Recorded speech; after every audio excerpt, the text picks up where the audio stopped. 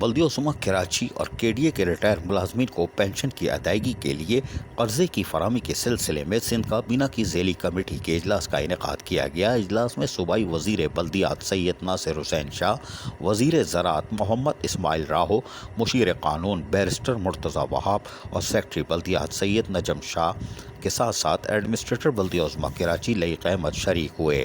اس موقع پر KMC اور KDA کے ریٹائر ملازمین کو پینشن کی ادائیگی کے لیے قرضے کی فراہمی کے لیے مشاورت کی گئی۔ واضح رہے کہ عدالتی حکم کے تحت سندھ حکومت کو کہا گیا ہے کہ وہ فوری طور پر 4 ارب 26 کروڑ کی گرانٹ جاری کریں، کیونکہ بلدیہ عظمیٰ کراچی کے خصوصاً ریٹائر ملازمین گزشتہ 5 سالوں سے اپنے واجبات سے محروم ہیں اور سابق منتخب نمائندے چورنگی گھما کے نکل گئے اور کچھ بھی نہیں دیا، یہاں تک کہ ان کی بڑھی ہوئی 10% اور 15% پینشن بھی ادا نہیں کی گئی۔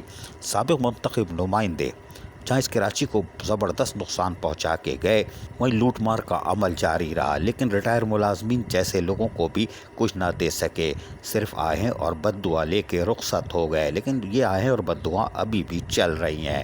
تاہم سندھ حکومت بھی مفاہمت کی پالیسی اختیار کی ہوئی ہے، کسی قسم کی کوئی کارروائی کے بجائے قرضہ دے کر منتخب نمائندوں کی بلا کو ٹالنے کی کوشش کر رہی ہے۔ لیکن اگر ایڈمنسٹریٹر کراچی اگر زبان کھولنے میں کامیاب ہو گئے تو اپنے ادارے بلدیہ عظمیٰ کراچی کو بچا سکتے ہیں۔ KDA کسی قیمت پہ بھی قرضہ اتار نہیں سکے گی، جس سے مزید پریشانی ہوگی۔ حاضر سروس افسران و ملازمین کی تنخواہیں لیٹ ہوں گی۔ سندھ حکومت بھی چورنگی گھما رہی ہے، قرضہ نہیں گرانٹ چاہیے، نہیں تو پچھلے والوں کے خلاف کارروائی عمل میں لائی جائے۔ کون کتنا مال لے گیا؟ اگر ادارے تباہ کرنے ہیں تو قرضہ دیے جاؤ، اور آخر میں پھر ان سب کو قومیاں لینا سندھ حکومت قبضے میں لے لے گی، اور پھر ایڈمنسٹریٹر DG KDA ذمہ دار ہوں گے اداروں کی تباہی کے۔ عزیز عارف، KBS بلدیاتی نیوز کراچی۔ ایسی ہی خوبصورت ویڈیوز فیوچر میں حاصل کرنے کے لیے ریڈ بٹن پر کلک کر کے اور بیل آئیکن کو پریس کر کے ہم سب کے سبسکرائبر بننا مت بھولیے۔